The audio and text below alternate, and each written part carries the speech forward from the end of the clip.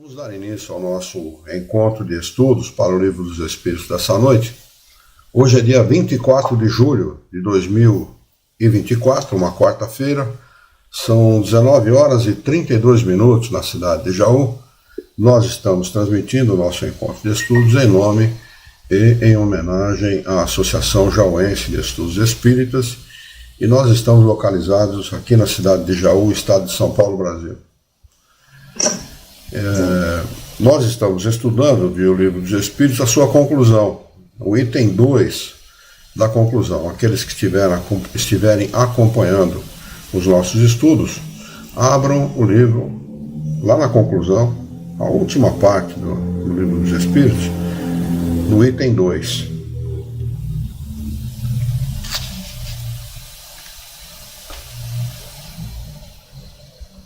Muito bem. O item 2, ele conclui o seguinte: o Espiritismo é o mais perigoso antagonista do materialismo. É isso que nós estamos falando agora, Alexandre. O materialista, de certa forma, ele tem medo do Espiritismo, porque ele tem medo do esclarecimento. Bom, mas alguém pode ter medo do esclarecimento? Pode sim, porque ele não quer responsabilidade. Ele leva uma vida superficial, fútil, voltada para o materialismo da vida, e para ele está ótimo. Ele não quer se esclarecer, porque tudo aquilo que acarreta a responsabilidade traz trabalho. A responsabilidade traz muito trabalho. É muito complicada a responsabilidade, até porque cria uma coisa chamada dor de consciência, sentimento de culpa. Eu vi um sujeito fazendo um comentário hoje, abrindo um parênteses aqui, que acho que vale a pena a gente falar isso. Ele era dessas pessoas que fazem auditoria em carros acidentados, fazer isso para o seguro. Quem faz isso para o seguro é terceirizados, não é o próprio seguro que faz, é terceirizado. São profissionais especializados na área que vão lá, fazem a avaliação da avaria do veículo, ou dão perda total, ou mandam consertar e tal. E ele estava falando como é que é essa máfia que gira em torno desse processo aí. Para economizar dinheiro, eles colocam peça de baixa qualidade, peça roubada, e assim por diante. E no final da conversa, o sujeito estava entrevistando ele a esse respeito, ele diz assim: eu tenho um sentimento de culpa muito grande. Será que aqueles carros que eu mandei consertar, com peças de baixa qualidade, não causaram acidente para alguma família, para alguma pessoa? Então, olha o que é o sentimento de culpa. Ele levou uma vida inteira como auditor, aí, como avalista aí dos sinistros, e no final da vida dele, o sujeito de uma certa idade, não mostrava o rosto dele, por questões óbvias, mas dava para perceber que ele já era um cara assim lá dos seus 50, 60, por aí, né? Então, olha o sentimento de culpa que esse cara vai levar para o túmulo.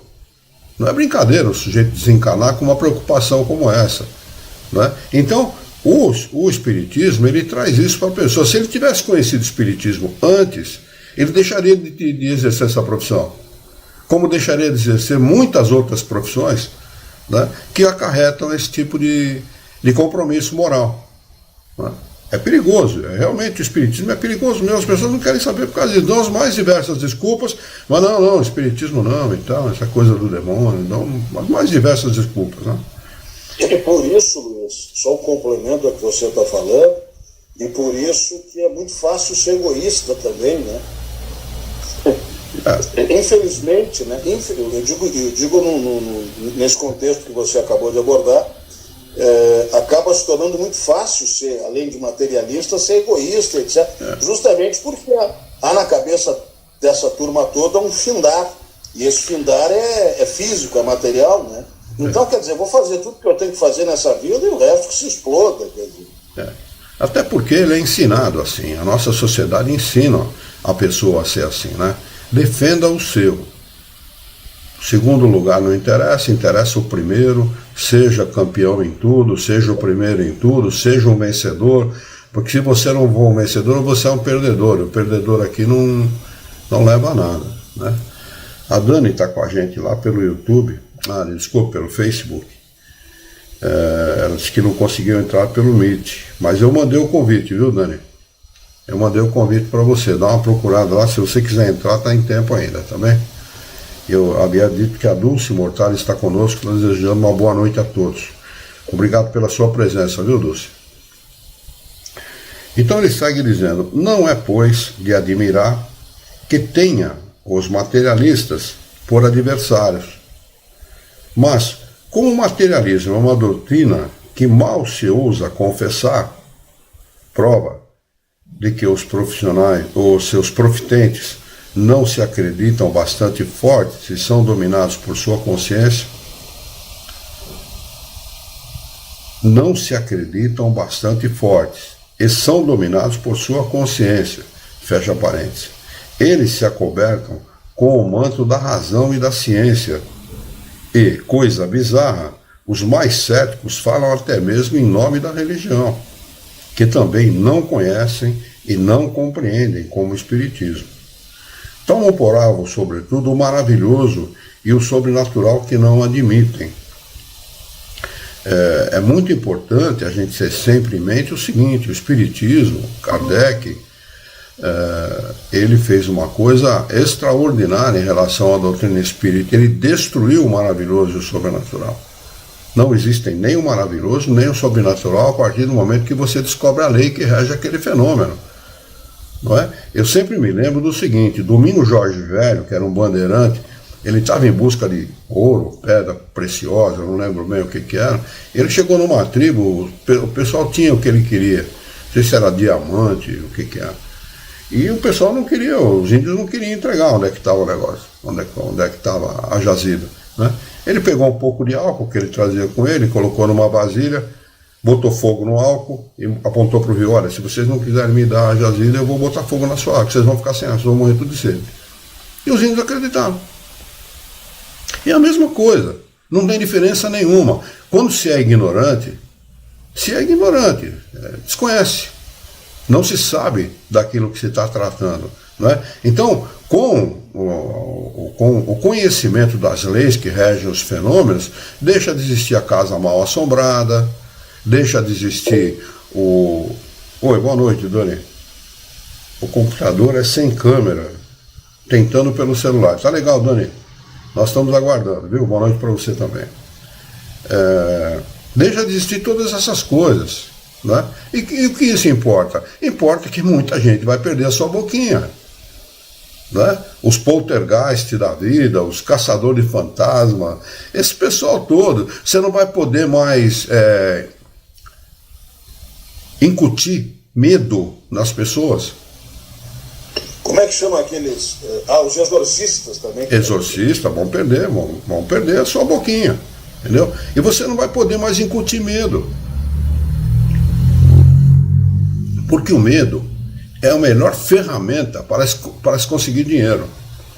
É uma ferramenta poderosa. Quando o sujeito está com medo, o bolso está aberto. Se você tira o medo do cara, o cara fala, pode fazer o que você quiser. Eu não tenho medo nem de você, nem da sua doutrina, nem daquilo que você faz. É isso que o Espiritismo vem destruir. E eles têm muito medo disso, e quando eles falam de materialistas, incluam aí muitas das religiões que nós conhecemos, que são materialistas. Eles usam do nome religião como um refúgio para esconderem a verdadeira realidade. Não é? Então é isso mesmo. É muito bom para a humanidade aquilo que o Espiritismo traz, esse esclarecimento, que liberta o homem dos entulhos religiosos, dos dogmas, etc. Né? Que digam as religiões, principalmente católica e evangélica. Né? Eu não queria citar, mas é mais ou menos por aí. Então, deixa que eu faço esse trabalho. Muito bem.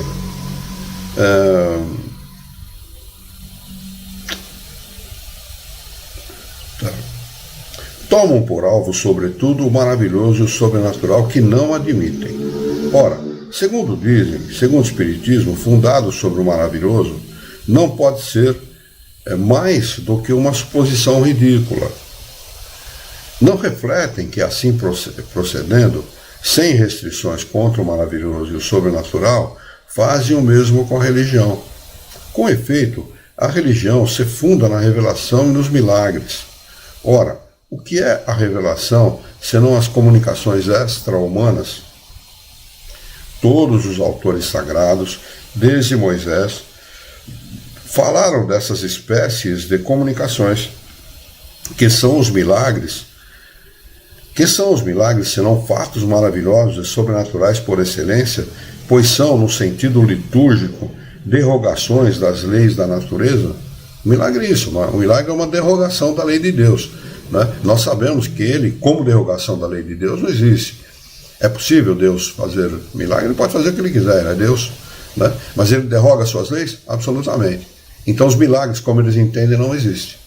Né? O que existe são fenômenos que ocorrem na vida do homem, que são tidos por milagres por ignorância, por desconhecimento das leis que regem esses fenômenos. Apenas isso. Né?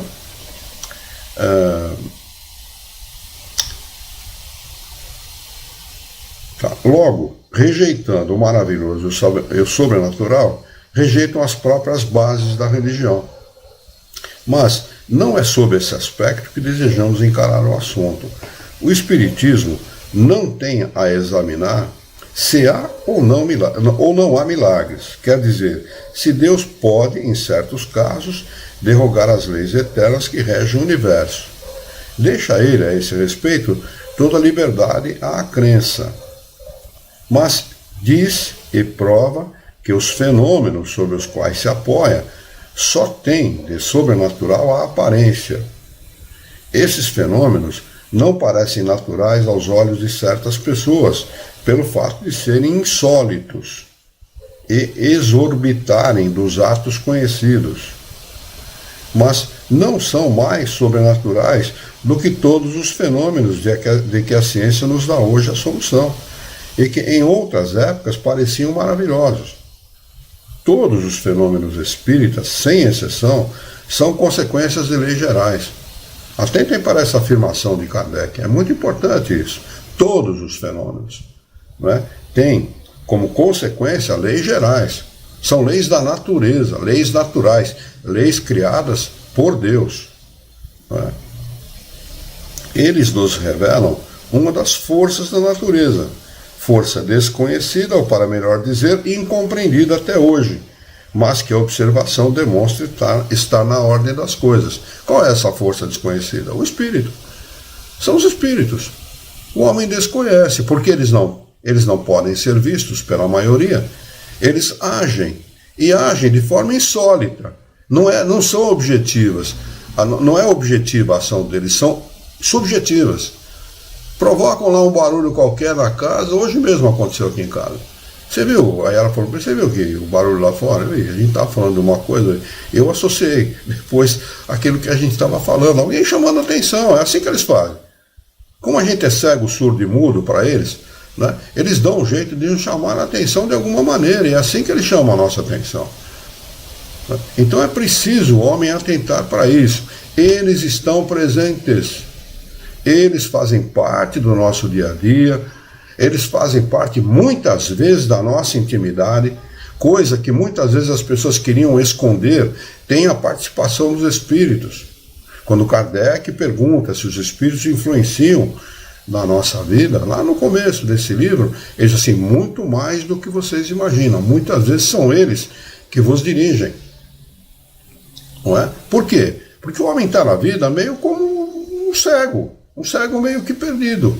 Primeiro que ele não é daqui. Ele está aqui porque é uma situação incomum. O espírito não é para estar encarnado. O espírito é para estar desencarnado. Chega aqui numa vida totalmente bagunçada, com uma sociedade totalmente bagunçada, recebe as mais diversas influências, desde a influência da família, influência da escola, influência dos colegas, influência da sociedade, influência na parte profissional, todo tipo de influência, e muitas vezes ele fica meio perdido, sem saber o que decidir, sem saber qual rumo tomar. Se ele não encontra alguma base sólida para dar a ele a base necessária para ele decidir pelo melhor, ele não tem como tomar essas decisões da melhor maneira. Ele toma as decisões, nem sempre a melhor decisão. E esse é o grande problema, não é? Ele fica inseguro, fica totalmente inseguro. E a insegurança é a pior coisa que existe, não é? Quando a pessoa tem convicção, quando ela está firmemente, solidamente convicta daquilo que ela é, daquilo, qual é a posição dela no universo, aonde ela pertence, quem ela é, não é? Ela sabendo que ela pode, e ela querendo realmente querendo, ela sabe que pode, né? Que ela quer, que ela pode e que ela faz.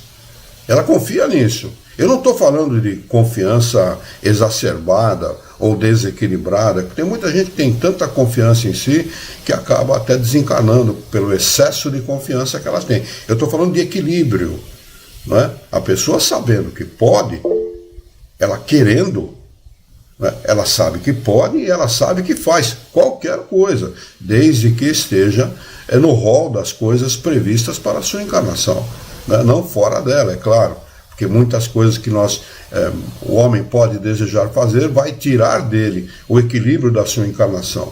Mas tudo aquilo que estiver ao seu alcance e que ele desejar fazer, ele pode e deve fazer. Pois não, Alexandre? Exatamente o que nós conversávamos um pouco antes de começar o estudo de hoje, é que se as pessoas, né, de cada 10 criaturas que existem nesse planeta, se 9,5 dessas pessoas soubessem, compreendessem, entendessem o que significa a doutrina espírita, como buscar o esclarecimento, a informação, o conhecimento, como seria diferente tudo, meu amigo? Sem dúvida, sem dúvida. A sociedade seria diferente, né? A gente sempre fala isso. O conhecimento da imortalidade, a confiança na imortalidade da alma mudaria tudo. O homem veria a sociedade, o mundo, o universo sob uma outra perspectiva. Tem uma lição muito interessante, eu quero pontuar aqui, deixar aqui para quem quiser depois consultar. Tem uma lição do capítulo 2 do Evangelho segundo o Espiritismo, chamado Ponto de Vista. Dê uma folheada lá, capítulo 2, Ponto de Vista. É interessantíssimo, exatamente, o Espírito fala exatamente sobre isso que nós estamos conversando. Quando o homem tem o ponto de vista, quando ele parte do ponto de vista correto, de que a alma é uma alma eterna, né, imortal, de que nós somos seres que vamos sobreviver ao nosso corpo físico e temos responsabilidade sobre todas as coisas que nós fazemos, né, ele muda o seu enfoque. O seu ponto de vista deixa de ser o ponto de vista do egoísta, do prepotente, do orgulhoso, do vaidoso, para ser o ponto de vista do homem imortal. E confiar na imortalidade da alma é tudo o que o homem precisa. Tudo. Porque ela muda realmente tudo. Muda as instituições humanas e muda a forma do homem agir e reagir em relação ao seu próximo. Né? Ele segue. Eu vou ler novamente. Todos os fenômenos espíritas, sem exceção, são consequências de leis gerais. Eles nos revelam uma das forças da natureza, força desconhecida, ou, para melhor dizer, incompreendida até hoje, até porque elas se manifestam desde sempre. Os espíritos não começaram a se manifestar a partir de 18 de abril de 1857 para cá, não é? Com o advento da doutrina espírita, com o lançamento do Livro dos Espíritos. Não. Eles se manifestam desde os primórdios da humanidade. Desde os primórdios, desde lá da Idade da Pedra, Paleolítico, sempre os espíritos se manifestam. Aliás, eles habitam o mundo, os espíritos, os desencarnados habitam, ou habitaram, por exemplo, vou dar um exemplo nosso aqui, a Terra, antes de haver vida. Vida biológica, como nós conhecemos, né? São planetas de transição que estão em formação e que são habitados pelos espíritos temporariamente. São um lugar de descanso, né? Por que é um lugar de descanso? Porque é neutro do ponto de vista dos fluidos. Os fluidos são neutros. Então eles podem vir habitar, descansar nesses planetas em formação para depois, né, como as aves de arribação, né, fazem um voo até aquele lugar, ficam naquele lugar um pouco, daqui a pouco seguem para frente. Assim foi o nosso planeta antes da vida acontecer aqui biologicamente, que os espíritos já estavam aqui antes do mundo ser o que nós conhecemos, muito antes. né? Então eles sempre estiveram entre nós, sempre influenciaram a vida do homem e sempre influenciarão. Quem dá qualidade nessa influência somos nós mesmos. Bons pensamentos atraem bons espíritos, maus pensamentos atraem maus espíritos. E a consequência disso vai ser agradável ou desagradável de conformidade com os espíritos que você atrair, não é? Eles seguem. O Espiritismo, portanto, eu acho que eu não li tudo, né? Incompreendido até hoje, mas que a observação demonstra estar na ordem das coisas. O Espiritismo, portanto, repousa menos no maravilhoso e no sobrenatural do que a própria religião. É evidente. A religião não explica. A religião simplesmente não explica. Diz assim, ela acredite porque é assim que eu estou dizendo. Fim de conversa. O Espiritismo não. Você não tem que acreditar. O Espiritismo pede para que nós não acreditemos. Pede para que nós estudemos a matéria e saibamos com o que nós estamos lidando. É completamente diferente. Um é a posição da religião, do religioso, daquele que gosta de acreditar. E o outro é a posição do cientista, daquele que gosta de estudar para saber. São duas posições completamente diferentes uma da outra. Uma leva ao esclarecimento total e a outra leva à estagnação do homem como pessoa, porque ele fica condicionado a dogmas que ele sabe que é irracional, que não se explicam, mas ele, como acredita daquela forma, só não vou desacreditar, porque minha avó acreditava, minha bisavó acreditava, a minha mãe acreditava, meu pai acreditava, vou acreditar também. Ele se limita àquilo. Nós, como espíritas, jamais podemos nos limitar ao que quer que seja, mesmo a obra dos espíritos superiores. Devemos procurar ir sempre além, entender os espíritos superiores e procurar ir além, né? Se possível. Eu não acredito, no nosso atual estado de coisas, que vai surgir alguma matéria, alguma ciência, a continuação dessa ciência, por exemplo, da ciência espírita, que esclareça mais o homem do que aquilo que já existe, porque nem isso que já existe nós conhecemos com a profundidade necessária, né? Aí o pessoal quer criar alguma coisa e chama de complemento da doutrina espírita. Para com isso. Não existe complemento nenhum, muito pelo contrário, a gente não conhece nem aquilo que é a doutrina espírita. Eu estudo essa doutrina espírita há 24 anos, somente a obra de Kardec há 24 anos, e eu posso dizer com segurança para vocês, eu não a conheço. Eu conheço muito superficialmente. Olha, eu estou fazendo mensagem que eu posto todos os dias no Facebook, no Instagram, no Kawaii. Eu tenho mensagens para postar uma mensagem hoje e postá-la novamente só daqui a 6 meses. Tem 186 dias de mensagem para postar. Sabe quanto da doutrina espírita eu pesquisei até agora para criar esses 186 dias de mensagem? Com 8 mensagens para cada dia? Não deu 0,5% da obra de Kardec. Essa é a doutrina espírita. Né? Eu acho que não preciso falar muito mais do que isso para as pessoas compreenderem a grandiosidade, a profundidade dessa doutrina. Pois não, Alexandre? Quando você falou em complemento agora, o que a turma aí, né, fala como complemento, sabe o que é o complemento? É a necessidade da criação da fantasia. Sim, é verdade. Do maravilhoso e do sobrenatural. Do maravilhoso e sobrenatural. É isso aí. E do fantasioso como um todo, né? Porque é fantasia, né? O espiritismo, ele destrói, né, a figura que as pessoas gostam muito de cultuar. Destrói o culto, né? O espiritismo não tem culto. Eu falei outro dia isso num pequeno filmezinho que eu separei dos nossos estudos aqui. O cara falou, tem sim. Tem sim. Veja o quanto o sujeito entende de doutrina espírita para fazer uma afirmação absurda dessa. Né? E Luiz, e a necessidade da criação da fantasia que a pessoa já traz consigo da sua própria formação. Né? É isso. É a memória atávica, né? O cara sente necessidade disso. O cara sente necessidade. A pessoa, por exemplo, há pessoas, eu já tive uma oportunidade que aconteceu isso comigo, que não confiam na própria prece. Ela acha que alguém paramentado tem que fazer aquela prece para aquela prece ter valor. O que é um absurdo muito grande. Pelo contrário, alguém que é pago para fazer alguma coisa não vai infundir naquilo o sentimento necessário para que aquilo tenha o valor necessário, que tenha o valor que tenha que ter. Né? Há pessoas assim, ainda há pessoas assim no nosso mundo. Nós somos muito incipientes, ainda muito iniciantes nessa matéria.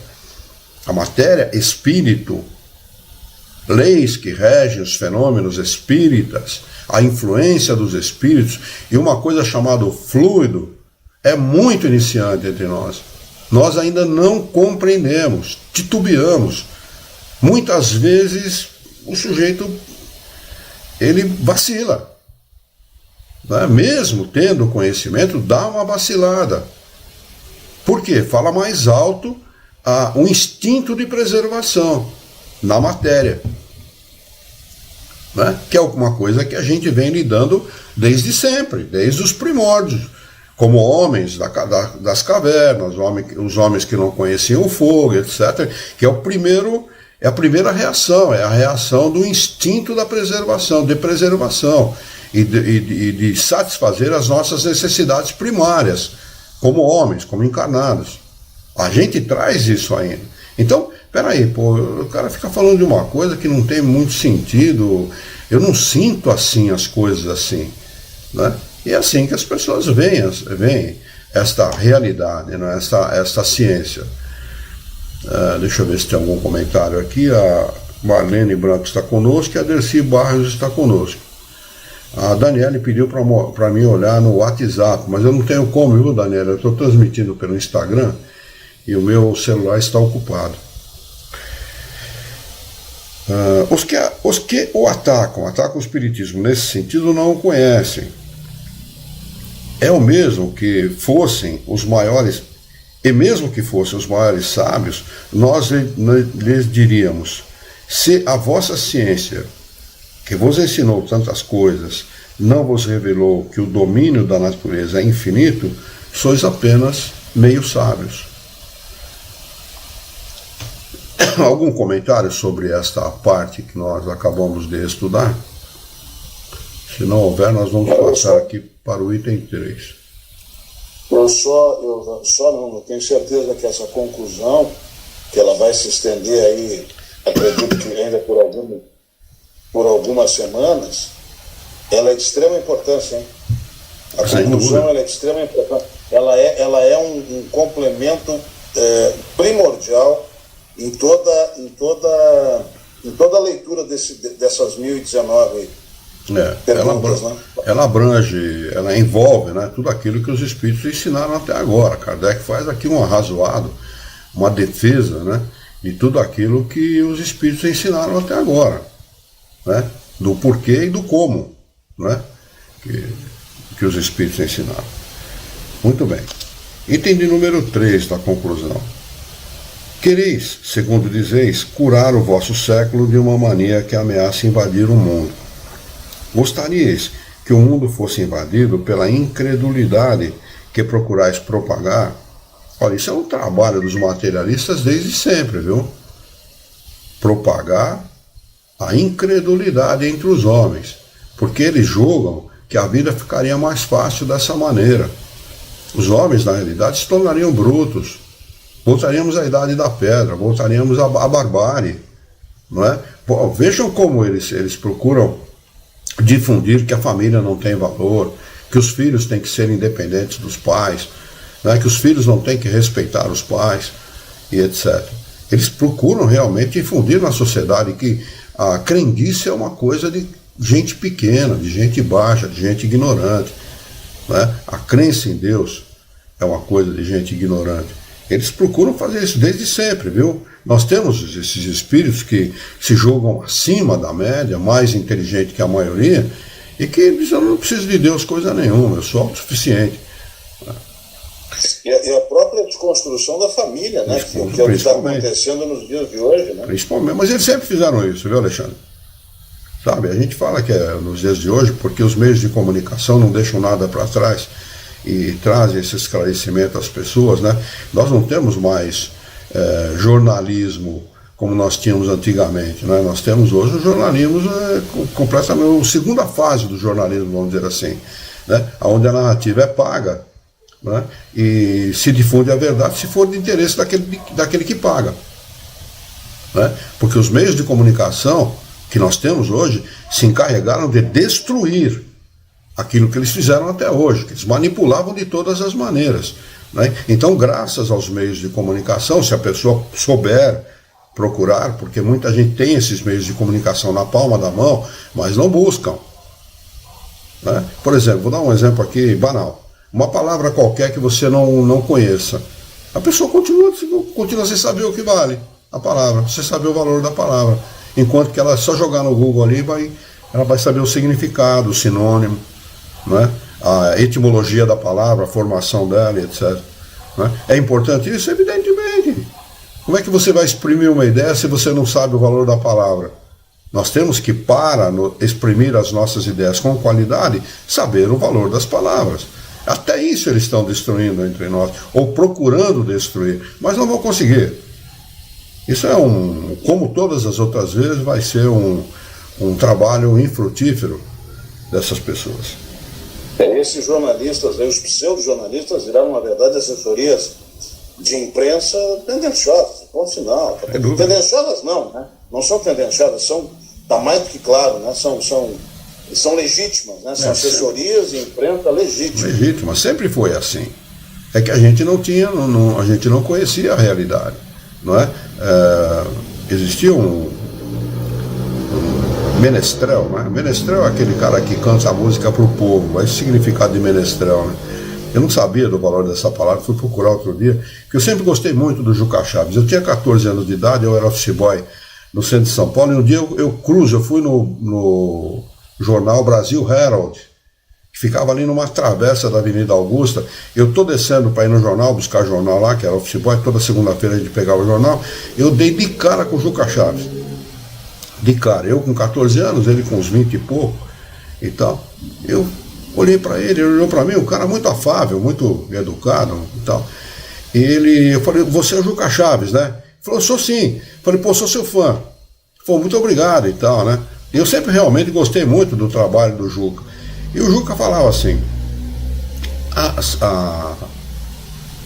os jornais, eles são tão verdadeiros que se você pagar, eles até falam a verdade. Essa era a piada que ele era um cara muito espirituoso, né? E ele falava disso, ele falava na década de 70, lá atrás, há muito tempo atrás, né? Imagine hoje, né? Eles estão perdendo a hegemonia, eles estão perdendo a predominância. Os meios de comunicação, como eram antigamente, estão perdendo totalmente a predominância. Eles não estão gostando disso, porque eles vão ter que cair no senso comum. Ou seja, ou você fala a verdade, ou você vai cair no descrédito. É isso que acontece, né? Mas vamos lá. Não é a ausência de qualquer crença que temos de atribuir o relaxamento dos laços de família e a maioria das desordens que dominam a sociedade. Kardec falou, está falando lá em 1857. Quando a gente fala que o trabalho dos materialistas é desde sempre, olha, ele falando aí há quase 170 anos atrás.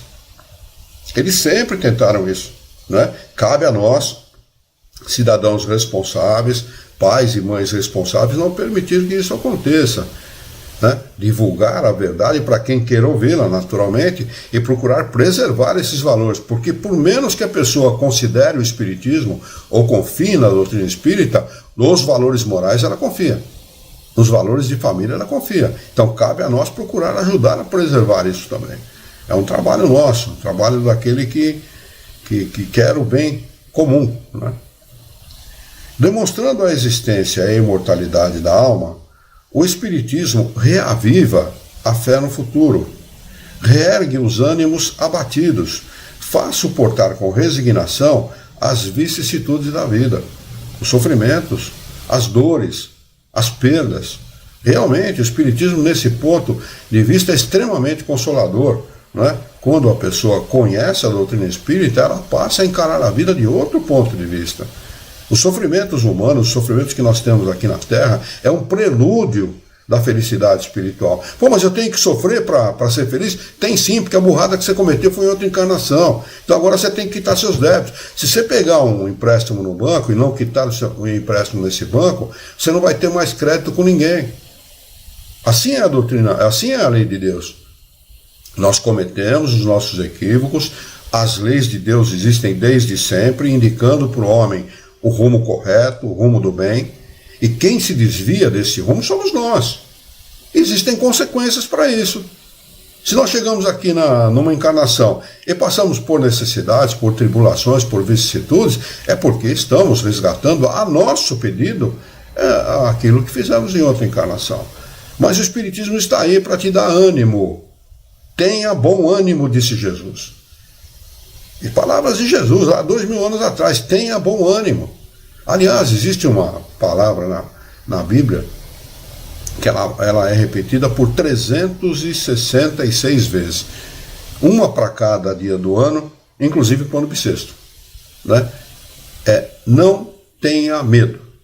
De diversas formas. Não tema, não temais, não tenha temor, mas não tenha medo. 366 vezes na Bíblia. Pô, será que os caras que estudam essa matéria não veem isso, pô? Não tenha medo. Medo de quê? Medo de quem? Não tenha medo. Medo, eu sempre falo isso, nós devemos pegar o nosso dicionário, se alguém tenha dicionário em casa ainda, porque a maioria das pessoas já não tem mais, mas se tiver o dicionário em casa, vai lá na palavra meio e risca. Arranca aquela folha. Não tenha medo. Não há necessidade nenhuma de temor. De ter medo de nada. Somos filhos de um Deus misericordioso, bom, amoroso e justo. Nós temos que confiar nisso. É fundamental que o homem confie nisso. E confie em si mesmo. Como confiar em Deus se ele não confiar nele? É preciso confiar em si. É preciso, quando olhar para o espelho, gostar daquilo que você vê. Não é? Vamos lá. Ousarei chamar isso um mal? Duas doutrinas se enfrentam. Uma que nega o futuro, outra que o proclama e o prova. Uma que nada explica, outra que tudo explica, e por isso mesmo se dirige à razão. Uma é a sanção do egoísmo, a outra oferece uma base à justiça, à caridade e ao amor ao próximo. A primeira não mostra mais do que o presente e aniquila toda a esperança. A segunda consola e mostra o vasto campo do futuro. Qual é mais perniciosa? O materialismo ou o espiritismo? Essa é a pergunta de Kardec. É evidente que a resposta é clara, objetiva. Você não precisa nem ser espírita, nem acreditar em Deus para dar essa resposta. Não é? Uma que aniquila totalmente a esperança, a fé no futuro, a vontade de viver, em comparação com a outra que nos dá tudo isso e muito mais. Certas pessoas, e entre as mais céticas, fazem-se apóstolos da fraternidade e do progresso. Mas a fraternidade supõe o desinteresse, a abnegação da personalidade. O orgulho é uma anomalia para a verdadeira fraternidade. Com que direito imporeis um sacrifício àquele mesmo a quem dizeis que com a morte tudo se acabará para ele, e que amanhã talvez nada mais seja do que uma velha máquina desarranjada e atirada fora? Qual a razão terá ele para se impor alguma privação? Não é muito mais natural que nos curtos instantes que lhe concedeis, ele procure viver o melhor possível? Vem disso o desejo de possuir bastante para melhor gozar. Desse desejo nasce a inveja dos que possuem dos que possuem mais, e dessa inveja ao desejo de tomar o que eles possuem, vai apenas um passo. Que é isso? O que o retém? Desculpa. que é o que o retém? A lei? Mas a lei não abrange todos os casos. Direis que a consciência, o sentimento do dever, direis que é a consciência, o sentimento do dever, mas no que se baseia o sentimento do dever? Esse sentimento se encontra, desculpe, estou mal de hoje. Esse sentimento encontra uma razão de ser na crença de que tudo acaba com a vida? Com essa crença, uma única máxima é racional, cada um por si. As ideias de fraternidade, de consciência, de dever, de humanidade e mesmo de progresso não são mais do que palavras vãs. Ó, vós que proclamais semelhantes doutrinas,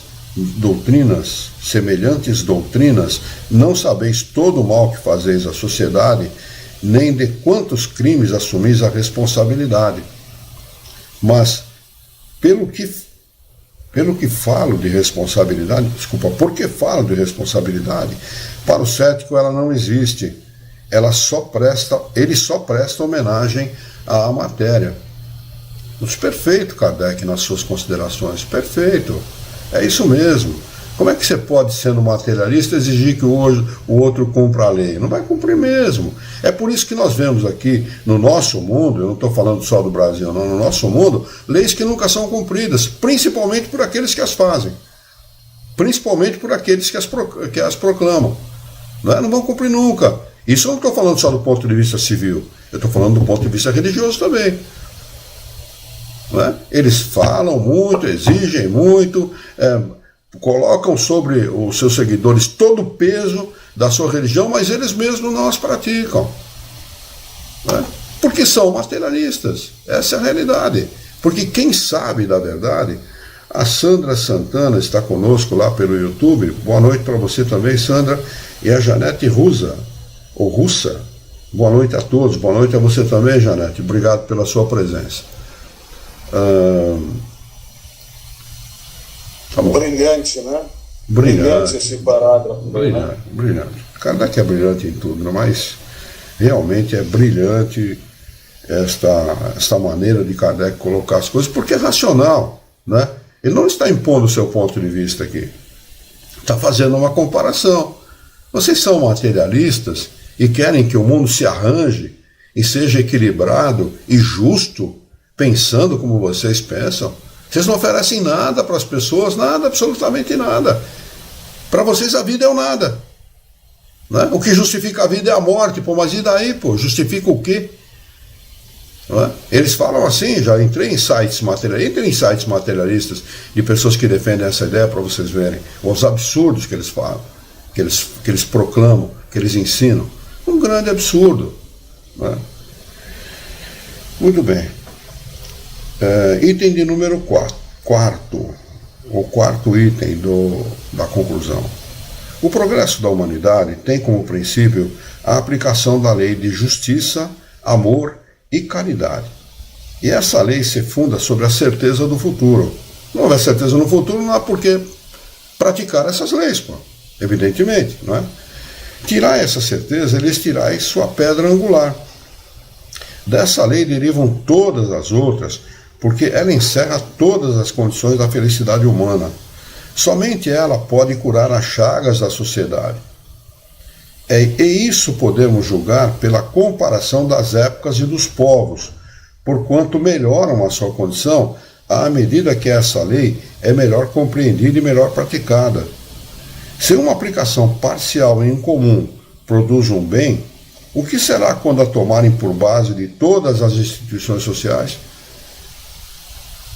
Isso é possível? Sim, porque quem deu 10 passos pode dar 20 e assim por diante. Pode-se, pois, avaliar o futuro com base no passado. Já estamos vendo se extinguirem pouco a pouco as antipatias entre os povos. As barreiras que os separam caem com a civilização. Eles se estendem as mãos de um extremo a outro do mundo. Há coisas que acontecem entre as pessoas, desentendimentos que acontecem entre as pessoas, que são apenas narrativa daqueles que dirigem os países. Porque os homens não são assim. Vocês querem ver uma prova disso? Na Primeira Guerra Mundial, primeiro Natal da Primeira Guerra Mundial, no Natal, entre alemães e franceses, se paralisou a guerra para haver uma confraternização. Paralisou-se a guerra, na noite de Natal. Todo mundo fala, pô, noite de Natal não tem significado nenhum, é uma fantasia criada pelo homem. Tá bom, mas e o espírito? E o significado dessa noite? O significado daquele que nasceu naquele dia, que se presume que ele tenha nascido, a gente sabe que não nasceu naquele dia. Mas o significado disso, a importância disso, fez com que se parasse uma guerra. Tanto que Hitler, quando se conta a história dele, ele não participou das confraternizações, porque ele diz assim, como é que pode o povo alemão confraternizar com o inimigo? Mas a maioria não pensa assim. A maioria confraternizou. Numa noite de guerra, entre dois inimigos fidagais, que se dilaceravam entre si, se paralisou essa guerra para haver essa confraternização. Então olha o que é a humanidade. A humanidade não é isso que se pensa. A humanidade não é isso que se demonstra. A humanidade vai muito além disso. Muito além. Existe o amor, existe o desejo da justiça, o desejo da confraternização, o desejo da fraternidade, o desejo do amor entre os homens. Não é? Mas por que o egoísmo toma conta? Por que o materialismo toma conta? Por causa de meia dúzia que querem tomar o poder, que desejam tomar o poder, que desejam para si somente aquilo que existe no mundo. Infelizes deles, porque quando acordarem, eles vão ter que arcar com a responsabilidade daquilo que fizeram. Luiz, pois não. Só me permita aqui, é tão interessante essa conclusão, que nos faz chegar a conclusões também, né? Lá no topo da pirâmide, eu acho que um dos grandes problemas, não sei se é o maior, talvez até seja o maior problema da humanidade, e por isso que eu falo que isso está lá no topo da pirâmide, que é a ausência da crença, né, na vida futura.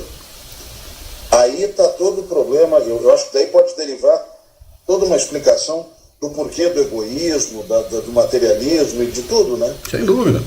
É só examinar o trabalho de Jesus, que a gente vai ver exatamente isso. Ele se debate, né, dioturnamente, no sentido de dizer para o homem, confia nisso, porque essa é a realidade. Busca a verdade vos libertará, como nós falamos no nosso encontro de quarta-feira passada. Kardec segue dizendo, as barreiras que o separam caem com a civilização.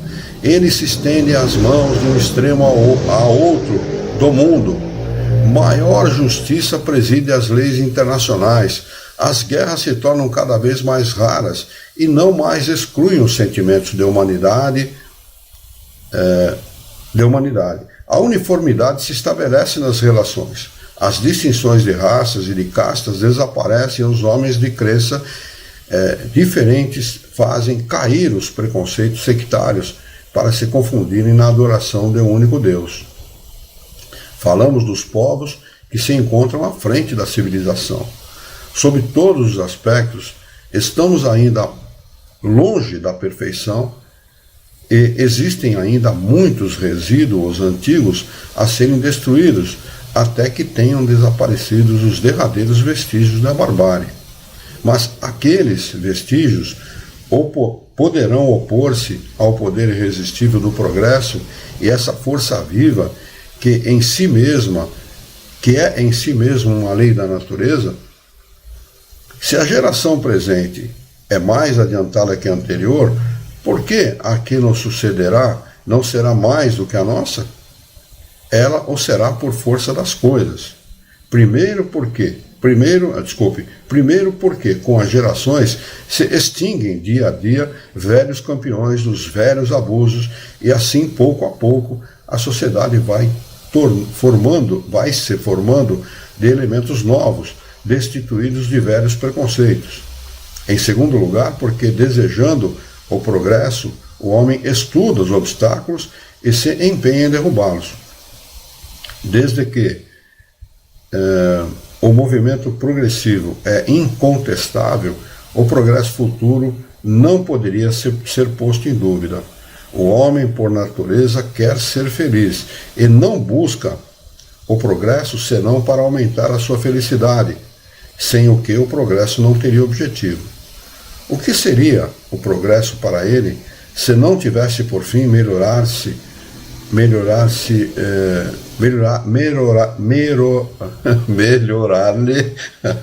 a posição? Mas quando tiver a soma da felicidade que o progresso intelectual lhe pode dar, perceberá que essa felicidade não é completa, reconhecendo que ela é impossível sem a segurança das relações sociais. E esta segurança, ele só a encontrará no progresso moral. Então, por força das circunstâncias, ele mesmo impulsionará o progresso nesse sentido e o Espiritismo lhe oferecerá a mais poderosa alavanca para atingir o alvo. Quer dizer, o Espiritismo, além de tudo, além de esclarecedor, é altamente moralizador, por força da necessidade. Pieguismo da doutrina espírita, dos espíritos, não. Uma necessidade. Toda vez que o homem se afasta da moralidade, ele fica vítima, prisioneiro de si mesmo, das suas imperfeições, dos seus vícios. Olha o que nós estamos vendo aí com essa moçada viciada em drogas, né? O que está acontecendo com a nossa sociedade. Aonde as pessoas vão, existe um grupo que se dedica ao tráfico de droga e ao consumo delas. Né? Por quê? Porque está faltando esse componente, né, de moralizador para o homem. É necessário que se moralize. É necessário esse elemento moralizador na vida das pessoas. Se as pessoas não levarem isso em consideração e continuarem a dar ouvidos, né, às facilidades que a vida oferece, porque hoje nós temos muitas facilidades, né, a vida enseja essas facilidades, né, para que o homem percorra os caminhos da imoralidade, nós não desencarnaremos, né, e chegaremos ao final da nossa vida com um tremendo sentimento de culpa por não termos realizado aquilo que deveríamos ter realizado. Né? E se isso não acontecer numa encarnação, vai acontecer na próxima, e se não acontecer na próxima, vai acontecer na outra, uma hora vai acontecer do homem despertar para essa necessidade. Né? Alguém tem alguma consideração a fazer? Porque são 20 horas e 24 minutos, eu não vou começar o número 5, porque ele é extenso, e nós teríamos que parar pela metade. Sabe o que me... Só um rápido comentário sobre esse quarto item aqui. Como é que algo escrito há quase 170 anos atrás é tão atual, né? É impressionante você vê que tem trechos dessa conclusão, que eles vão lá atrás, vêm para frente, vão para a atualidade, algumas coisas até meio futuristas, até para a nossa época, mas de um modo geral, curiosamente, como está nivelado com a nossa atualidade, com a nossa vivência, né? Porque é a verdade. Se você pegar o Decálogo, escrito há 6.000 anos atrás, estou falando dos 10 mandamentos, escrito há 6.000 anos atrás, 4.000 anos antes de Jesus, segundo a história. Você pega ali, está o resumo da verdade. O resumo da necessidade que o homem precisa para viver bem. 10 itens. Né? Porque tudo que tem origem divina é verdadeiro. O que o homem produz é segundo as suas necessidades temporais, as suas leis, etc., seu modo de viver, etc. Né? Mas o que é de origem divina, isso é verdadeiro. Pode passar 200.000 anos, que será verdade lá na frente. O que nós estamos lendo hoje, estudando hoje, eu tenho para mim, eu já falei isso aqui, repito, um dia será matéria de banco escolar. Com certeza, eu não tenho a menor dúvida quanto a isso. Eu vou estar desencarnado há muito tempo já, nem sei se vou retornar nesse mundo ou não, sei lá, se vou ter que reencarnar ou não, mas eu tenho certeza absoluta que um dia alguém vai assistir o que nós estamos falando aqui e falar que esse cara tinha razão. Entendeu? Porque será matéria de banco, é uma necessidade. O homem tem uma necessidade preemente de conhecer essa realidade, de saber da sua imortalidade, que ele é um ser imortal, que ele é um ser que transcende, que vai além dessa matéria, da mesquinhez da vida material. Porque se nós considerarmos os valores materiais, nós vamos ver que eles são tão pequenos, tão fúteis, tão passageiros, né, tão infantis, que muitas vezes se briga por, como se dizia antigamente, me dá lá aquela palha. O homem cria desavença entre si por causa de mesquinharia, não é? Então, olha o que é a vida na matéria.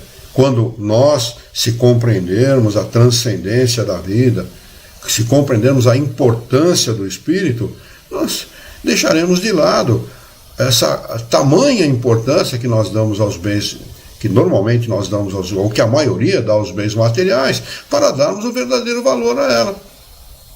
É importante ter um carro de luxo que vale 700, 1 milhão, 1,5 milhão?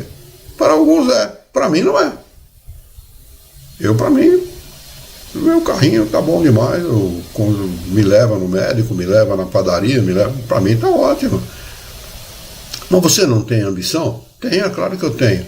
A minha ambição é estar bem comigo mesmo, estar bem com a minha consciência. Essa é a melhor ambição que eu posso ter, a maior ambição que eu posso ter, sempre tive isso. Né? Aliás, é a isso que nós devemos nos dedicar.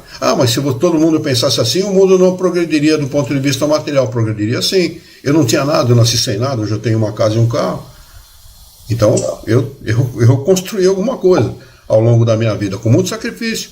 Eu até estava comentando com meu sobrinho no final de semana, passamos o final de semana na casa da minha irmã, eu falei para ele, nós ficamos 7 anos sem férias, sem ir num restaurante, sem comprar uma peça de roupa, para poder acabar a casa.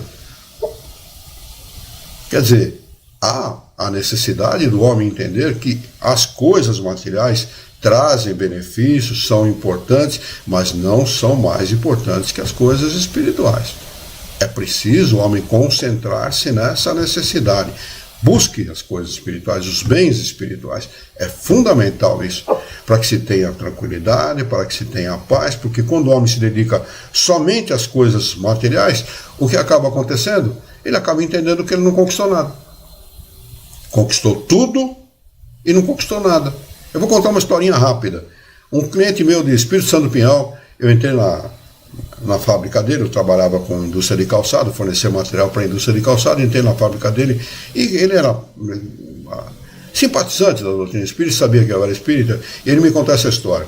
Um amigo meu aqui, ele me chamava pelo sobrenome, um amigo meu aqui da cidade, construiu uma casa maravilhosa. Você imagina a casa do cara, extraordinária, 3 suítes, mais 2 banheiros, área de lazer, piscina, uma sala enorme, uma cozinha lá com todos os apetrechos e tal, tudo bem. No final, acabou de construir a casa, porteira fechada, ele chamou o padre, católico que era, chamou o padre, falou, padre, eu gostaria que você me conhecesse a minha casa. Falou, pô, vamos lá, meu filho, vamos lá, vamos sim. Isso é verdadeiro, viu? Não é historieta, não, é verdade. Entrou na casa com ele começou a mostrar, aqui é a sala, aqui é meu escritório, aqui é o quarto, aqui é o outro, mostrou a casa inteira para o padre, e ao sair da casa, no momento que estavam saindo, perguntou para ele, o senhor gostou da casa? Ele falou, maravilhosa, meu filho, extraordinária, você não podia ter feito coisa melhor. Ele falou, pois é, seu padre, para fazer esta casa eu perdi minha família. Ele tinha sido abandonado pela mulher e pelos filhos, de tanto que ele brigou, arrumou encrenca, arrumou problema, exigia que as famílias economizassem para que ele pudesse fazer a casa e tal, e acabou criando o maior problema da vida dele. Quer dizer, ele tinha tudo e não tinha nada. Ele tinha o objetivo da conquista dele, que era a coisa material, mas não tinha o mais importante, que era a sua família. Né? Então é assim o homem que se dedica única e exclusivamente, que não cria o ponto de equilíbrio. Porque perfeitos nós não somos, mas nós podemos criar este ponto de equilíbrio na nossa vida, não é? Entre aquilo que nós desejamos e aquilo que realmente é necessário. É necessário nós cuidarmos dos nossos bens espirituais, da nossa família, da nossa moral, da nossa conduta, da nossa honestidade, do bem comum, criar agir de tal forma que nós possamos fazer parte da solução e não do problema, né? Porque muita gente não está nem aí para o problema. Se a bomba estourar no quintal do vizinho, que se arda, é problema dele. Aí ela viu um vídeo na internet que ela ficou indignada.